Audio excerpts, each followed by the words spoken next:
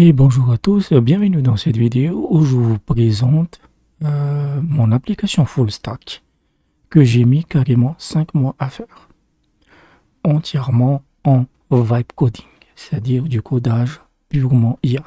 En fait, je vais faire deux vidéos. La première, c'est juste pour vous présenter l'application, ce qu'elle fait. Et ensuite, je ferai une deuxième vidéo où je détaillerai en fait qu'est-ce que j'ai appris avec le vibe coding en ces 5 mois, qu'est-ce que vous devez comprendre, ce qu'elle peut faire, ce qu'il ne peut pas faire, et comment vous allez en chier. Ah ça, je vous le dis, spoiler, c'est pas facile. Voilà. Donc, on va présenter juste, je vais regarder un petit truc. Donc, je dû vérifier un petit truc, donc je vais juste vous présenter l'application et dans un second temps, dans une seconde vidéo, on va vraiment aborder en détail ce que c'est le codage IA, ce qu'il peut vous apporter. Donc, on va le lancer. Donc, qu'est-ce que c'est comme application? C'est Cyberplume. Oui, non, je ne me suis pas fait chier pour le nom. Je vais juste changer de scène parce que là, ce sera beaucoup mieux. Hop. Attendez, juste un petit menu. Voilà. Donc, c'est Cyberplume. C'est une application d'aide à l'écrivain. C'est-à-dire que voilà, il y a actuellement dedans, on va le voir, 10 fonctions IA que j'ai rajoutées au fur et à mesure. Donc c'est une application full stack avec un front-end et c'est celui qui m'a fait le plus chier et le back-end. Donc je l'ai déjà lancé en fait, hein, back-end et front-end. Le back-end c'est du Python, Fast API et front-end c'est du Vue.js. Voilà. Et la base de données c'est SQLite. Donc voilà l'application. Et grosso modo, qu'est-ce que c'est en fait? Ça vous permet, ça génère pas des livres en entier, ça vous aide en fait, parce que je suis écrivain hein, à la base, je suis blogueur en fait, et ça permet de suggérer des phrases, de continuer, etc. Il y en a 10 en fait. Donc vous lancez ça et vous arrivez dans cette interface. Évidemment, si votre base de données est nouvelle, en fait, vous n'aurez pas les chapitres. Donc, vous avez les projets. OK? Vous avez aussi les chapitres. Vous pouvez ajouter un projet. J'espère que le chat va marcher parce que le truc est tellement... Voilà. Et en dessous, vous avez le projet 2 et vous pouvez ajouter les chapitres. Si ça vous intéresse, vous pouvez aussi supprimer les projets. Voilà. Vous pouvez aussi supprimer d'autres chapitres dans vos projets existants. Voilà. Et vous pouvez aussi les supprimer. Voilà. Ensuite, quand vous cliquez sur le chapitre actif, et ça, c'est votre texte, vous écrivez ici. OK? Maintenant, que sont les fonctions IA? Il y en a plusieurs. Donc, la première chose, c'est que quand vous sélectionnez... Déjà, ici, vous avez j'ai mis 3 fournisseurs d'IA pour le moment. Donc, vous avez Gemini, Mistral et OpenRouter. Pourquoi je n'ai pas mis OpenAI et Claude, en fait, ou Anthropic? Parce que dans OpenRouter, vous avez déjà ces trucs-là. Et je voulais avoir Gemini. En fait, j'ai mis les IA que j'utilise moi, en fait. J'utilise souvent OpenRouter et Gemini. Donc, une fois que si je sélectionne Gemini, par exemple, il vous donne aussi accès à la liste des modèles Gemini. Voilà. Si je sélectionne OpenRouter, hop, c'est tous les... Donc, on va regarder sur Gemini. Il va prendre un truc en flash, en fait, le 1.5 flash, qui est un ancien. Donc, vous avez sélectionné votre modèle. Et ce modèle, en fait, c'est ce qui va être utilisé un peu partout. Quand vous sélectionnez le texte, vous avez 3 déjà fonctions. Il y a reformuler, raccourcir, développer. Donc, Hossein n'avait jamais codé de sa vie, mais en 5 mois, avec beaucoup de sueur et de rage, et grâce au codage IA, il a réussi à cette application que vous utilisez actuellement. Si je clique sur développer, donc le contexte, il est envoyé à cette IA, en fait, et il va tenter de développer cette histoire. Voilà. Et voilà, il a créé. Voilà. Donc, c'est ce type d'aide, en fait, ça vous aide énormément. Vous pouvez aussi reformuler, etc. Ça, c'est des trucs assez classiques. Voilà. Il vous propose des options. Et ces options, en fait, c'est pas moi qui les ai formatées, ça dépend de l'IA que vous choisissez. Donc, une fois que vous avez aussi des styles d'écriture. Donc, vous avez le normal, formel, créatif, technique, humoristique, poétique, sarcastique, adulte. Donc, ça, c'est pour l'érotisme. Mais attention avec ça, parce que ça peut casser votre application. Quand vous choisissez adulte ou langage cru, votre IA, en fait, elle doit être non censurée. Vous avez des IA sur OpenCotalk, voilà. On va pas loin parce que c'est pas le but, mais les styles, j'ai bien aimé les styles en fait. Donc, si par exemple je choisis humoristique, et cette fois donc on a vu cette fois ces trois fonctions là, vous avez aussi parfois le focus, voilà. Vous avez aussi ces fonctions ici. Et suggérer, continuer et créer, ça génère des dialogues. Si je clique sur continuer, c'est un peu similaire à développer, mais continuer, en fait, on n'avait pas besoin de sélectionner. Et je peux continuer.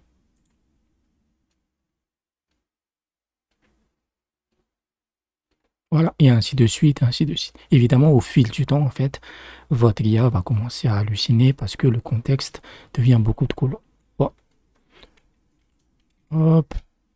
Voilà, et vous voyez, il a choisi le style humoristique et selon le style, il va le faire, en fait. Merde. Une autre chose qu'il peut faire, c'est que vous pouvez lui donner un style à partir d'un document. Donc vous cliquez ici. Voilà, ça c'est des améliorations que je dois faire, mais voilà. Vous cliquez ici, vous avez vous pouvez sélectionner un document. Je vais sélectionner un de mes livres, en fait. L'art du pèse, c'est un espèce de petit livre humoristique. Il faut que ce soit des petits documents, parce que sinon, il ne va pas gérer, pas pouvoir gérer le truc. L'art du pète, et vous cliquez, analyser le style. Et donc là, ce n'est pas un style prédéfini qu'on a vu dans le module déroulant, c'est-à-dire qu'il va prendre votre document, style analysé, humoristique, digressif, lyrique, érudit, baroque. Et vous cliquez, voilà, et c'est le style donc qu'il a extrait du document, et tout ça, ça se fait de l'IA. C'est l'IA qui a analysé le document et qui en a déduit le style. Il faut. Ici, je fais continuer, par exemple.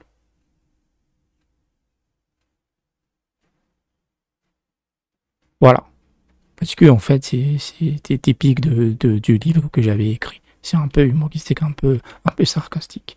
Si je clique sur suggérer, en fait, je pense que ça apparaît en bas, mais c'est pas une fonction que j'utilise. Moi, j'utilise surtout continuer. C'est ce que j'utilise.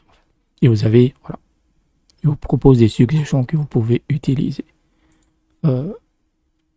Et là, il n'y a pas de dialogue, mais s'il y a des personnages, en fait, vous pouvez aussi créer des dialogues. Donc, vous pouvez par exemple créer Hussein et je sais pas, Paul. Voilà. Il a quand même créé Esmeralda, en fait, c'est juste qu'il a généré. Donc, c'est plutôt puissant, en fait. Donc, il y a ça. Les chapitres, une fois que vous avez, mais on va faire, vous avez aussi d'autres fonctions IA qui sont les scènes. Là, vous pouvez générer une scène par IA, en fait. Voilà. Par exemple, mais vous avez parfois le codage IA, même des trucs simples, en fait, ça vous prend des jours. Par exemple, cette image d'arrière-plan, là, une image d'arrière-plan, ça m'a pris une semaine. Ça vous donne une idée. Donc, si vous tapez, je sais pas, un tsunami frappe Marseille, aucune offense pour les Marseillais, hein, mais moi, je ne vais pas dire un tsunami frappe Paris. Hein. Donc, là encore, on a le menu, c'est le même. Hein. Voilà, et on va juste garder le défaut. Et la scène, vous pouvez sélectionner directement ici, en fait, elle va s'afficher aussi, ou directement insérer dans l'éditeur. Voilà, et elle a directement généré une scène à partir de votre phrase. Donc, c'est vraiment des aides à l'écrire, ça vous augmente en fait votre capacité d'écriture que vous pouvez aussi copier si vous voulez. Donc ça, c'est une nouvelle fonction IA. Vous avez aussi les personnages. Et les personnages, vous pouvez aussi les générer. Donc, fournisseur, la même chose. On va dire malgache. Vous pouvez mettre des, je sais pas, sexe, on va mettre femme. 35. Nationalité, malgache aussi. Métier, youtubeuse. Je ne sais pas ce qu'il a donné. Et vous pouvez, par exemple, mettre un nom.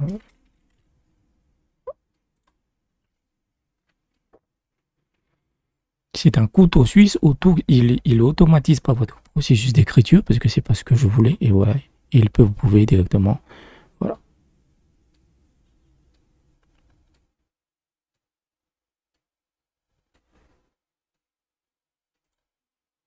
Voilà, je suis assez satisfait.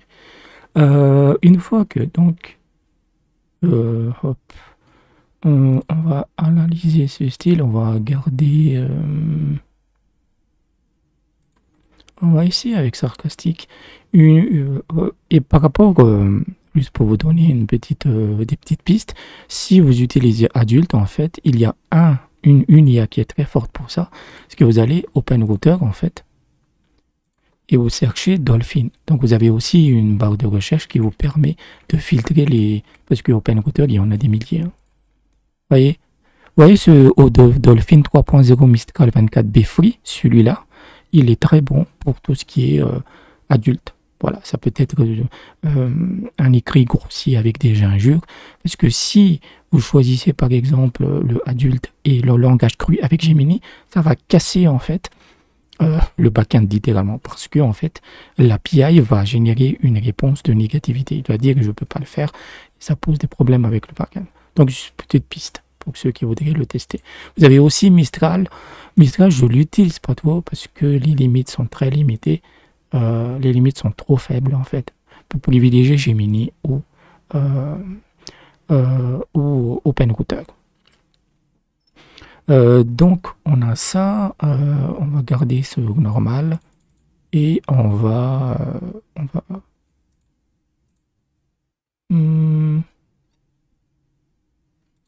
garder sur humoristique. Développer. Donc, combien ça m'a pris de temps pour créer toute cette application? 5 mois. 5 mois, voilà. Et vous pouvez le sélectionner avec CTRL S si vous avez, voilà, ça c'est, donc si je change de chapitre, c'est évidemment le formatage, tout ça c'est un détail en fait. 5 mois, c'est-à-dire que j'ai commencé à y penser à partir de fin janvier, j'ai commencé à y penser. À partir de février, je me suis mis, mais j'avais des IA faibles en fait. L'IA qui a tout fait ça en fait, c'est Gemini 2.5 Pro. Voilà, je vous le dis. C'est la seule qui a réglé énormément de problèmes.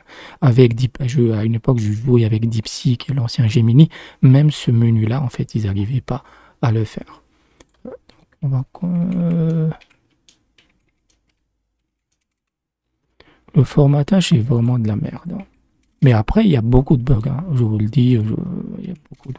Vous réparez un truc et ça casse 10 choses. Hop, on sauvegarde et vous pouvez aussi exporter ces chapitres.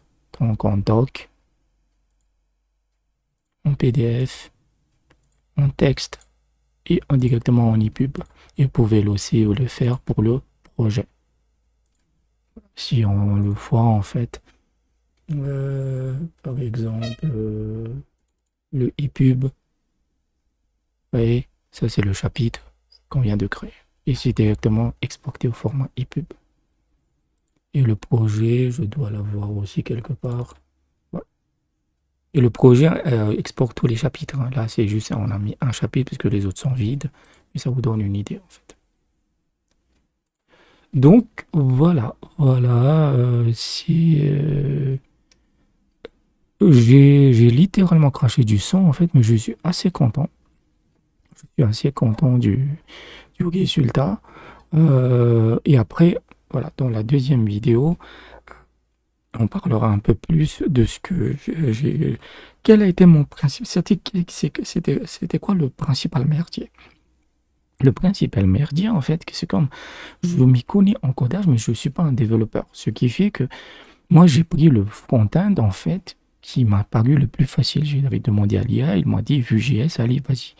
Et Vue.js, il n'est pas forcément fait pour des trucs aussi complexes. J'aurais dû partir sur Next.js ou React, etc. Vue.js, en fait, c'est que vous passez énormément de temps à casser le truc. C'est facile à déboguer, mais c'est vraiment chiant. Combien ça m'a coûté? fondamentalement zéro, même si, en fait, parce que ce que j'ai utilisé, c'est que quand vous allez sur Google, en fait, euh, et vous avez un nouveau compte de facturation, vous ouvrez un nouveau compte de facturation, Google sur AI Studio, je peux vous montrer, en fait. Donc ça, c'est un de mes comptes Google que j'utilise. Donc si je vais sur Billing, donc vous allez sur AI Studio, vous allez sur Dashboard et vous activez, si ce n'est pas activé, vous activez votre facturation. Il voudra fournir une carte de crédit, mais ils ne prennent rien en fait, c'est juste pour enregistrer, pour activer la facturation. Et il faut vraiment, c'est très important, que ce soit une nouvelle facturation, parce que c'est les nouveaux clients qui ont accès et c'est la merde. Donc, mais généralement, j'ai des crédits en fait. Ça marche ou pas? Voilà. Je dois avoir des crédits. Donc là, c'est mon compte de facturation. C'est un compte Google un peu que j'ai utilisé. Et il me reste 244 $. Mais gardez à l'esprit que j'ai déjà épuisé quasiment 2 ou 3 comptes différents. Voilà. Donc il y a des gens qui me demandent, c'est que si on fait en mode payant, en fait, si vous prenez le mode payant, combien ça vous coûterait de faire une application? Je vous donne mon estimation. Mais avant ça, je montre aussi. Donc, iStudio, hein, n'hésitez pas à abuser. Et qu'est-ce que je... Voilà. Et ce projet, je l'ai mis sur GitHub. Voilà. Vous pouvez l'installer. Voilà. C'est sur GitHub. Je mettrai le lien dans la description. Et tout est expliqué comment l'installer. Voilà. J'essaierai de le dockeriser. Parce que j'ai vu qu'avec Docker, c'est un peu plus compliqué par rapport à mon environnement. Mais j'essaierai de le faire avec Docker, ce sera beaucoup plus facile. Mais là, avec tous les instructions, en fait, vous pourrez l'installer en local comme moi, en fait, avec Python et NPM. Bon. Et j'ai tout mis. Hein. Vous allez comprendre, par exemple, la banque de mémoire. Je faisais plusieurs vidéos. Et la banque de mémoire, là, c'est vraiment le suivi de l'application que vous pouvez voir. Voilà. Tout est détaillé. Évidemment, il vous faudra mettre dans votre fichier ENV vos propres API qui se trouvent dans le backend.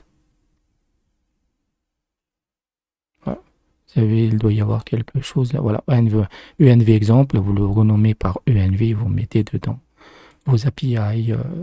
Et c'est que pour le moment, ça se passe par un fichier ENV. Donc n'hésitez pas si c'est sous licence Apache. Et honnêtement, je suis content parce que c'est une application vraiment full stack. Après, elle est fragile. C'est que vous corrigez. En fait, avant même de publier la vidéo, je me suis aperçu que l'exportation ne marchait pas. Donc, j'ai dû débugger en urgence. En fait. Donc, pour ceux qui l'installent, et si vous avez des erreurs, etc., n'hésitez pas à remonter des bugs directement sur GitHub. Voilà. Donc voilà, ça a été très difficile, honnêtement, à la fin, j'en pouvais plus. Et ce qui m'a souvent sauvé, en fait, c'est le moment de l'autopromotion. Hop, c'est mon workflow, donc c'est mon article sur Patreon, ça coûte 5 balles. Donc avec la banque de mémoire, et surtout, à la fin de l'article, en fait, je mettrai les liens dans la description, je pense. Vous avez des scripts que j'utilise, donc le salut instruction custom pour la banque de mémoire, c'est expliquer ce que c'est, et surtout les sauvegardes. C'est très très important que vous sauvegardiez quand vous faites du vibe coding ou du codage IA. Donc c'est des scripts, hein, c'est des scripts Bash, c'est des scripts shell, vous lancez les scripts, vous les rendez exécutables, ensuite vous les lancez, et ça va créer un dossier de sauvegarde, et souvent, j'ai abusé de ça parce que avec le codage IA, vous pouvez perdre 2 ou 3 jours et vous êtes obligé de revenir en arrière. Voilà. Et toujours dans l'autopromotion, si vous avez besoin d'aide, etc., consultation IA pour 3 jours, en fait, que vous pouvez étaler, hein, c'est pas 3 jours à la suite, mais comme d'habitude, important avant d'acheter, déjà contactez-moi sur WhatsApp ou Telegram, pour voir si je peux vous aider. Honnêtement, moi, je ne suis pas un escroc. Encore une fois, les gens disent, vous voyez souvent des vidéos, oui, j'ai créé une application en 1 heure. Non, ça n'existe pas. Moi, ça m'a pris 5 mois. L'application est ambitieuse. Il y a 10 fonctions IA intégrées dedans. Il faut tout faire marcher ensemble. Donc, voilà. Donc, j'essaie de vous aider sur les outils IA. Je ne prends pas en main votre projet, mais je peux vous accompagner. Je peux vous accompagner sur les outils. Est-ce que vous faites quelque chose de mal? Est-ce qu'il y a de meilleurs IA, etc. Donc, voilà. Je vais revenir rapidement en webcam. Hop. Donc, d'un certain côté, je suis très heureux, en fait, de ce projet. Et je vais l'utiliser. Je vais l'utiliser pour mes livres, etc. Évidemment, il faudra que je le modifie, mais en fait, j'ai voulu le publier pour tourner la page, en fait. Je me suis éclaté. Je me suis éclaté dans tous les sens du terme. Je, j'en parlerai davantage sur la deuxième vidéo. Donc, n'hésitez pas à l'installer, en fait. Techniquement, il marche, honnêtement. Techniquement, il marche, mais c'est le codage IA marche, en fait. Mais vous allez en chier. Vous allez vraiment, vraiment en chier. Surtout, c'est que si vous ne connaissez pas du tout le codage, ça va être très, très, très compliqué. Et moi, j'ai eu accès quand même à la meilleure IA du marché. Voilà, j'ai Mini 2.5 Pro. Vous voyez le résultat. Donc, voilà, n'hésitez pas à y aller. N'hésitez pas à donner de la force à la vidéo parce que ça a été vraiment un gros projet.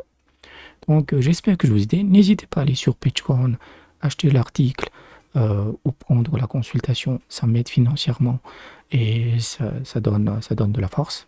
Donc, on se revoit bientôt.